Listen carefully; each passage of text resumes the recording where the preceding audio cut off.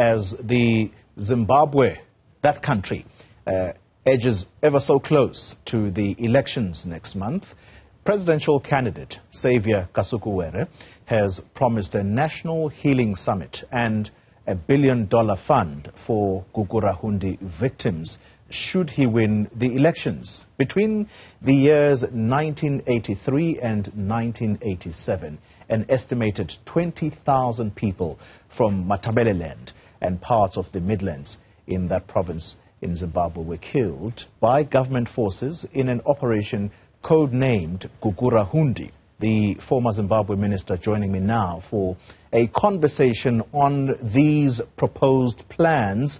Mr. Kasukuwere, thank you very much for your time. Before we talk about where you think this money is likely to come from, let's begin with perhaps your part in operations, not just Gukurahundi here. I'm thinking of Murambatsvina, which occurred under the watch of the then president, Robert Mugabe. You have always been a ZANU-PF member, a senior leader at that. What responsibility do you take for these massacres that occurred? Because Gukurahundi was a genocide.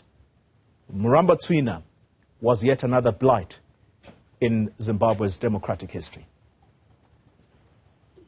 Thank you very much for giving me this opportunity to discuss this very important issue. First and foremost, obviously, 83, I was only 13 years old. But as part of the leadership collective, we take full responsibility.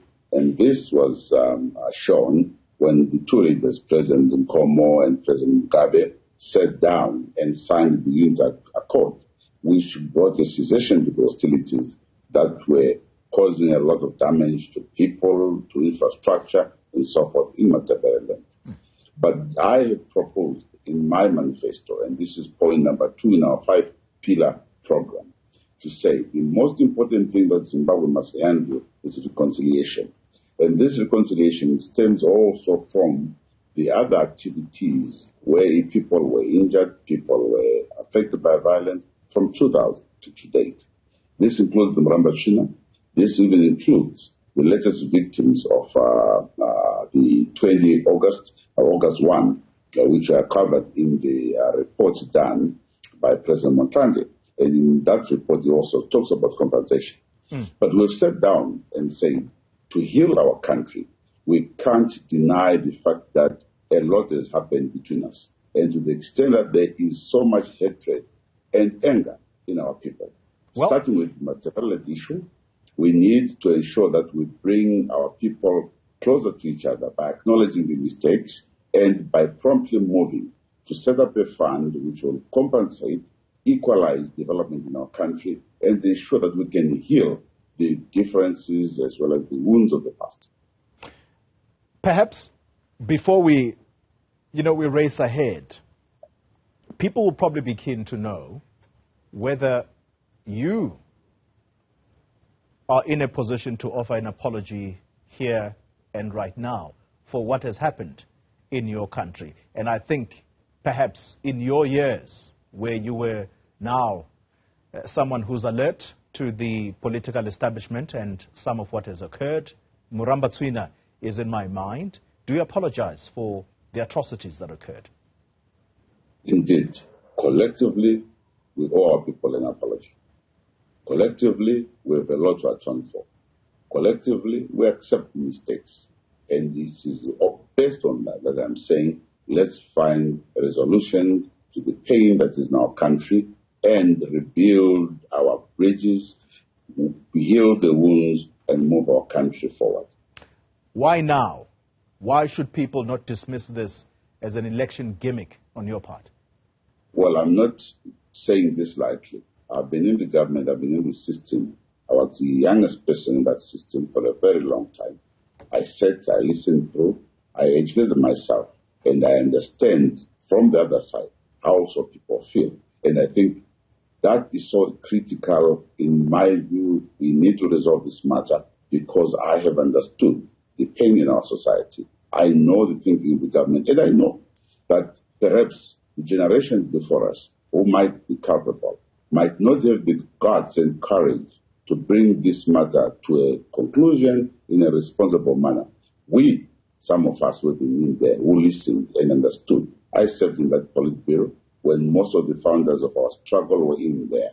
I know the discussions, the feelings. So what I'm proposing and I'm putting forward in my manifesto is as a result of well-grounded understanding of what went wrong in the past and how we must heal our country. Can I quickly step in?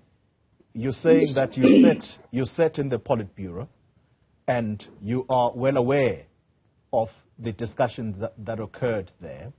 Are you in a position to tell us who the key agitator of Murambatsvina was, for example? No, again, I don't think that I'll be in a position to single out individuals. When I say I and colleagues should take full responsibility, which I've done, I think it's enough to simply acknowledge that a lot has happened. But there are reports. The Timbajuga report speaks to the Murambatsvina, its causes and what happened. Mm-hmm. The August 2018 is there contained in the Moshanda report. The CCJP speaks to the Matabeleland issues. You've got the Human Resource Watch, which also talk of some of the things that happened between 2000 in terms of political violence to this day. These are all captured in there. So I don't want to go on a fishing expedition, but I'm well grounded in saying all these details are there. All but right. What is critical is for us to rebuild our country, acknowledge the mistakes of the past, compensate, and move our people forward. Let's close the conversation and very briefly, because of time constraints, sir. Why should the people of Zimbabwe take you seriously? Because you're saying this on a TV platform, you are seated comfortably wherever you may be right now. You are not in Zimbabwe running a campaign. In fact, some of them can easily dismiss you as you're someone who wishes that they could be a legitimate candidate. Are you a legitimate candidate in these elections when you can't even be on the ground in your country campaigning? Well, I think you called me. I had to sit somewhere to answer. This is an interview. Unless you told me that sit on the ground on some tree, under a tree, to show you that I'm serious, I would have done exactly that. However, the position I'm putting across is what is contained in my manifesto in the 5 pillars we've talked about. Why are you not in Zimbabwe now, sir? Why are you not in Zimbabwe now? I've been, you know how the Zimbabwe government has been treating me. You know the security concerns I had. So how are you going to campaign? So how are you going to campaign? I will be going back. I will campaign fully. That is not an issue. Why are you worried about that? Leave that to me. It is me who is in the race. You have called me because I'm a candidate. And I'm answering you because you've called me as a candidate. I think the other subjective question you're asking will not really assist in dealing with actually a very serious issue that I'm proffering here, the Gukurahundi, the disturbance in our country, and the need for us to reconcile our people. That's the most important issue. Whether I'm in Harare or not, it does not change the fact that we lost people in Matabeleland. It does not change the fact that there was Murambatsvina. It does not change the fact that we must find a resolution to these issues. Look forward to that campaign, and please do tell us when you are on the ground in Zimbabwe, because we'd love to talk to you in your home country to tell us what the conditions are in the lead up to these elections. Saviour Kasukuwere, a former cabinet minister in Zimbabwe, who is now a presidential candidate